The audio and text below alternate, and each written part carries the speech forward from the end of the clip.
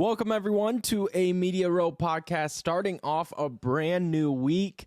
Happy to have you guys along here. Follow, like, subscribe, comment, all that good stuff. We're on YouTube. We're on anywhere you get your podcast, mostly Apple Podcasts, Spotify, Instagram. You can check us out. TikTok. Always leave the links to where you can find us at the end of every show. So go ahead and give us a follow. Really appreciate everyone and their kind comments throughout us building this thing together. So really appreciate you guys. And huge shout out to Travis and Ross this morning, letting me hop on with them. Always a great time with those guys. Talking, urinal troughs today, I guess. And it feels like home when we have those silly conversations, because that's what I did every morning for 2.5 years with those guys. So loved it. Really proud of what they're building over there at therushradio.com. But a lot to get to today. The Drake Bulldogs fall to Bradley at home. Real close one, down to the wire as we expected.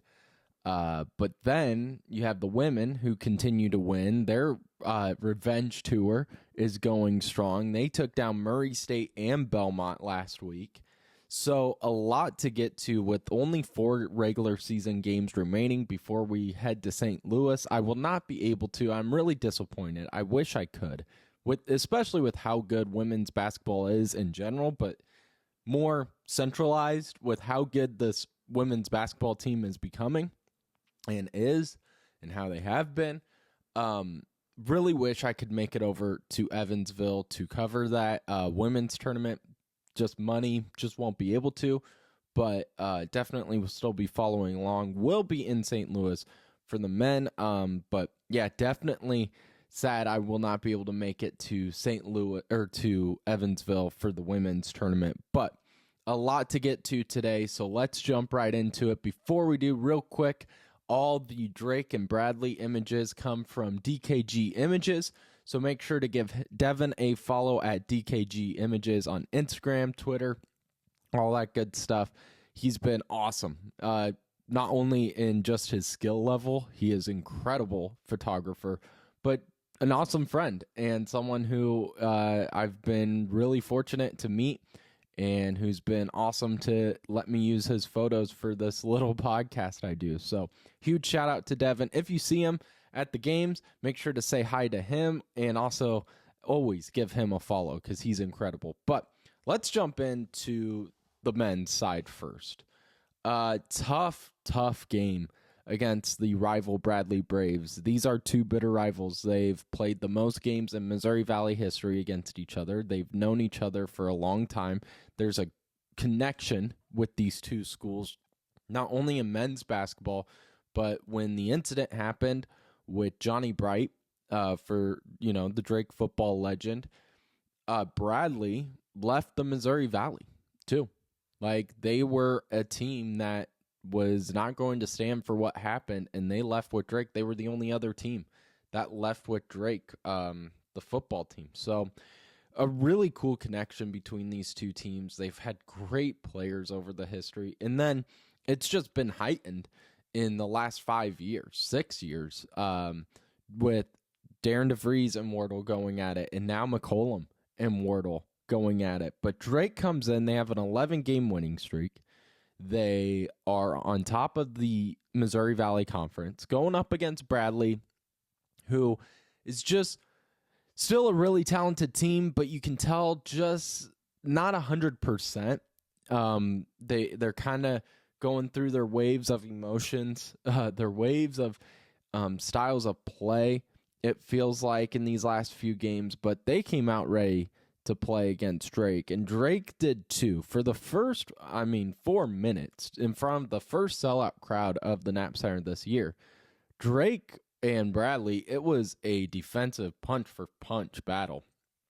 Bradley 1 of 4, Drake 2 of 7 to start the game. Drake was up 5-2 in the first 4 minutes of action. And Drake slowly started to figure their offense out, mostly on the back of Mitch Muscari. Mitch finished the first half with 12 points, was the clear leader offensively, because Bradley Wardle has always done this. He did it with DeVries. He's done it with every team. He did it against UNI with Titan Anderson, or attempted to. But it was, they focus on their star player, and they try to shut them down, and they try to make the other players, they're the ones that are going to have to beat Bradley. And Sturtz was shut down. Sturtz only finished the game with 8 points, 3 of 8 shooting, and wasn't a dominant factor offensively for Drake. But you had guys like Mitch step up. Daniel Abreu, his footwork, I think, against Bradley was some of his best that he's shown all year long. He continued to out-hustle anyone on the floor.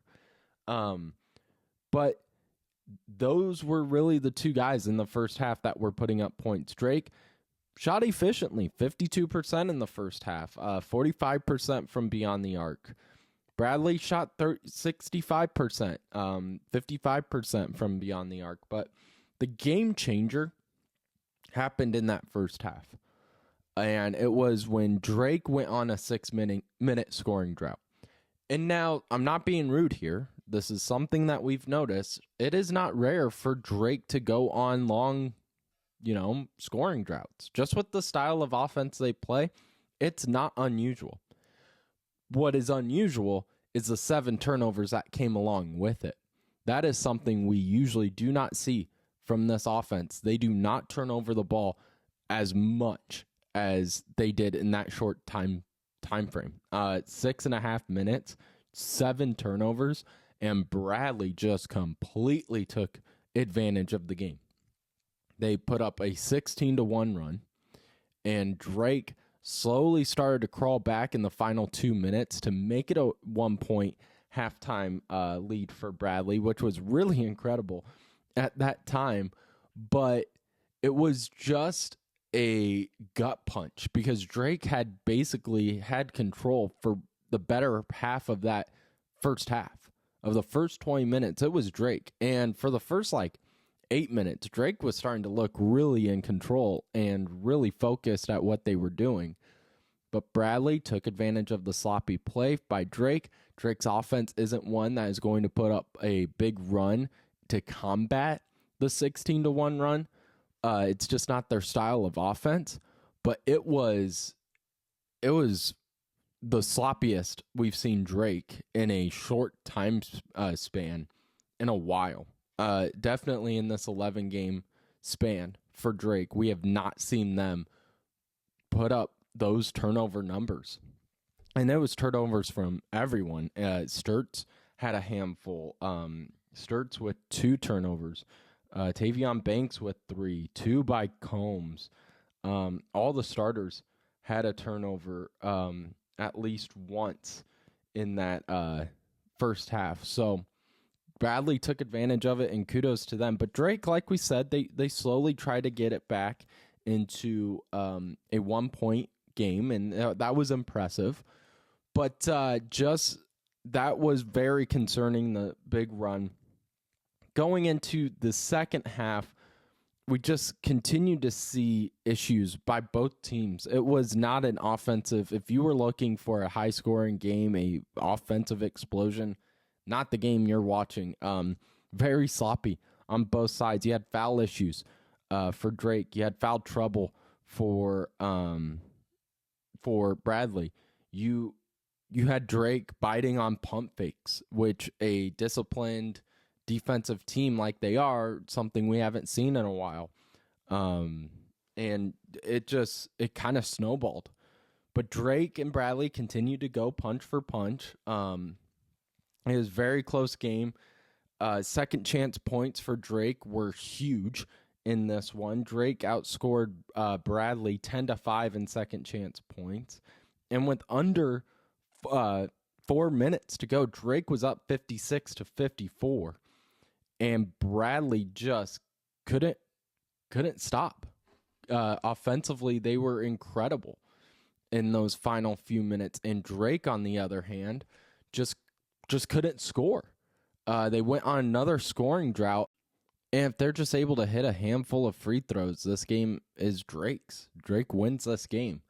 And sure, you can talk about the ref show, and there were multiple fouls on both sides of the floor that I completely did not agree with.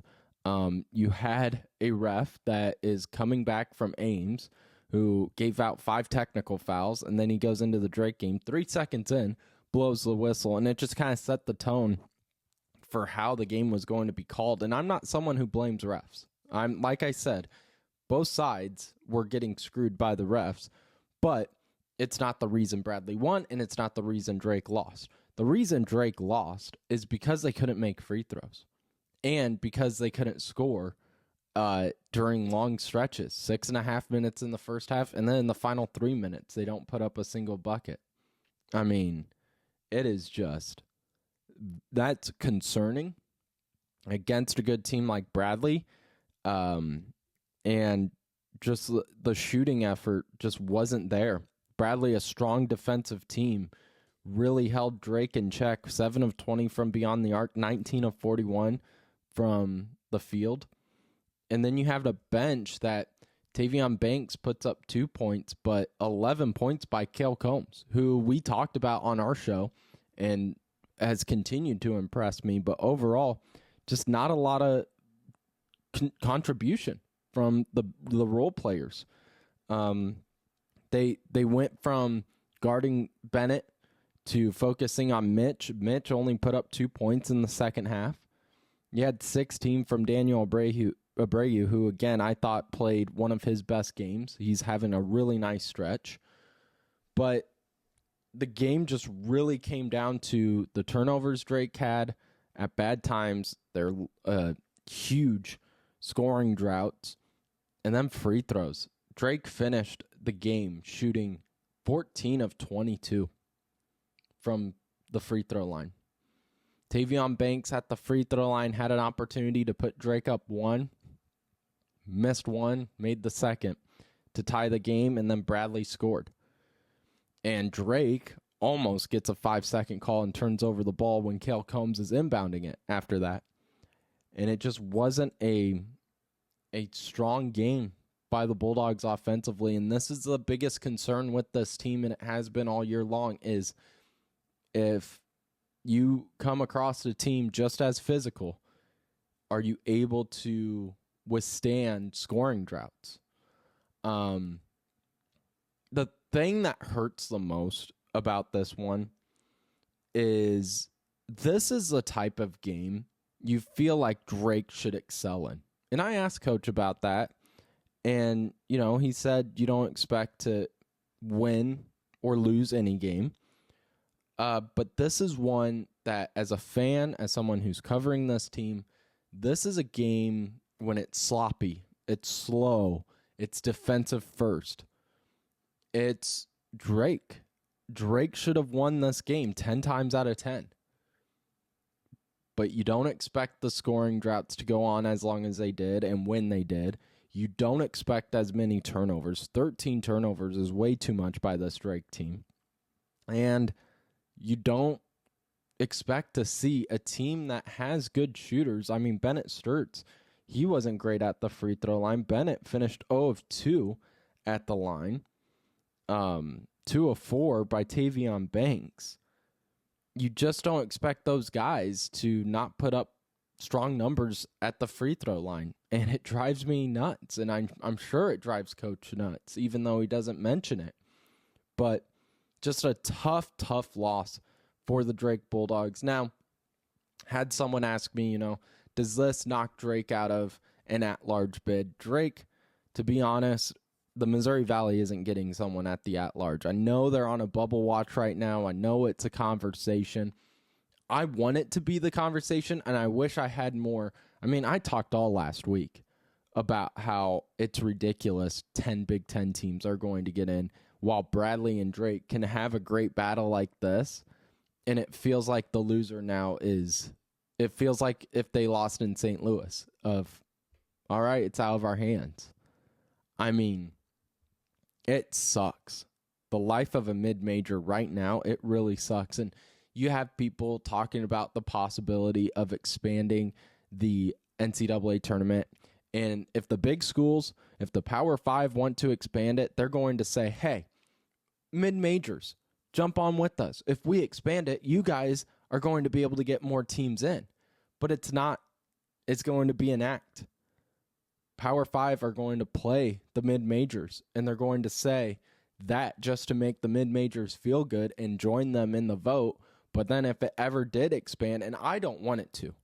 I mean, let's be clear. I do not want March Madness to expand. It's one of the few things that is, I think, very close to being perfected in college sports.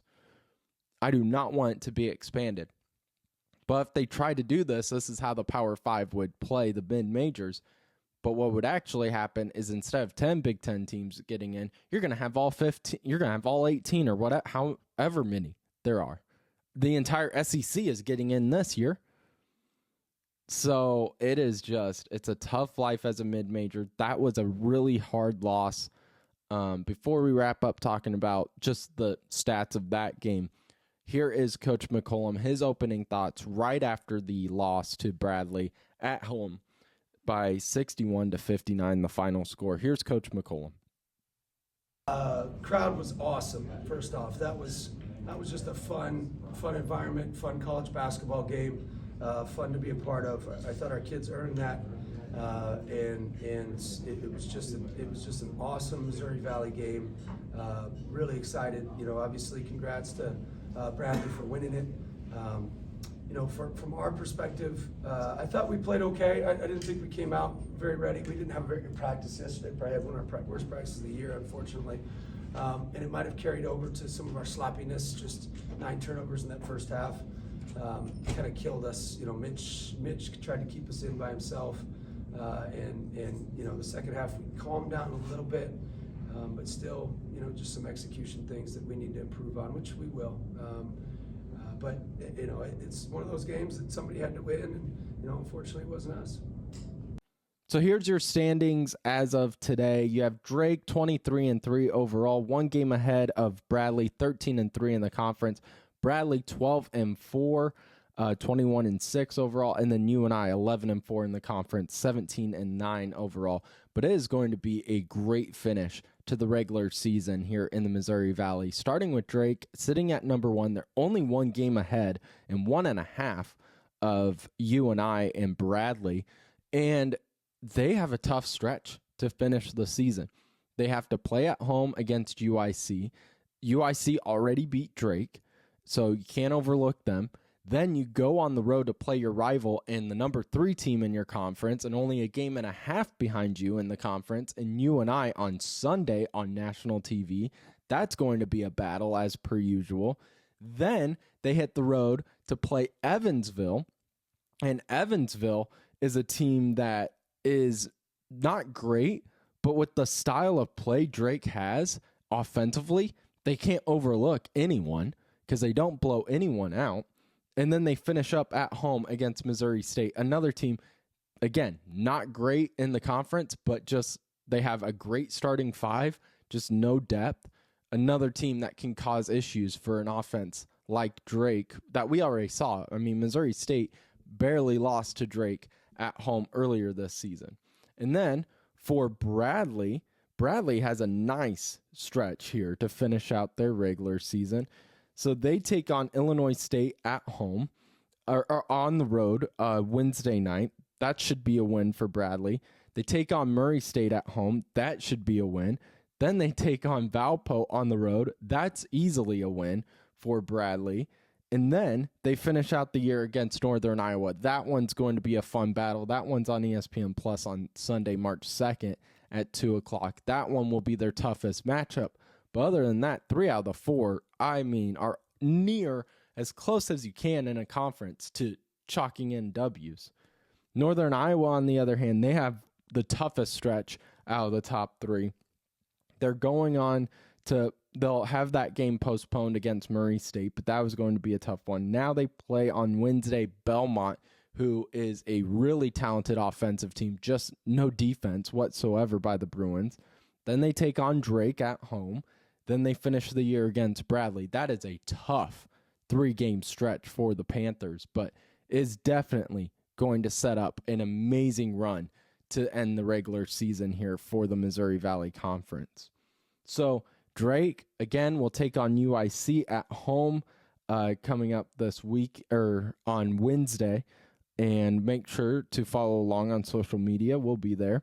But now let's get into the Drake women. They're just going through their revenge tour with ease right now. 6-game winning streak. They took down Belmont over the weekend. Took down Belmont by a score of 88-83. Katie Dennebeer with a career high 42 points. That was a arena high too. No one's ever scored that many in Bradley. But 14 of 25 from the field, 5 of 6 from the free throw line. And Drake never really felt like this one was going to be in trouble until those final 5 minutes. Belmont turned it on in those final 5 minutes.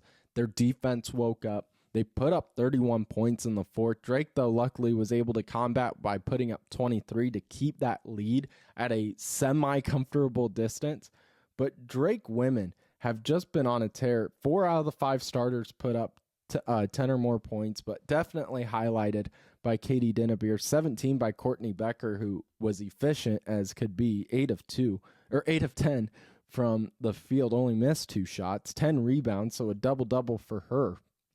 And while Belmont had all 5 starters in double digits, it was just no one could stop Katie Dennebeer. And right now, is she the clear favorite to win Missouri Valley Player of the Year? I think so.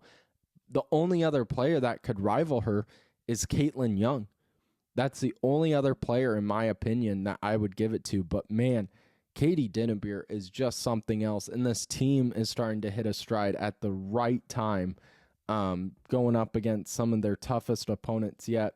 They now play SIU, who hasn't had a great year, 4-19 on Thursday. But then Saturday at home against Missouri State. So trying to go 3 of 3 in that revenge tour. They lost 3 straight to Belmont, to Murray State, to Missouri State earlier this year, and now they're trying to get their revenge.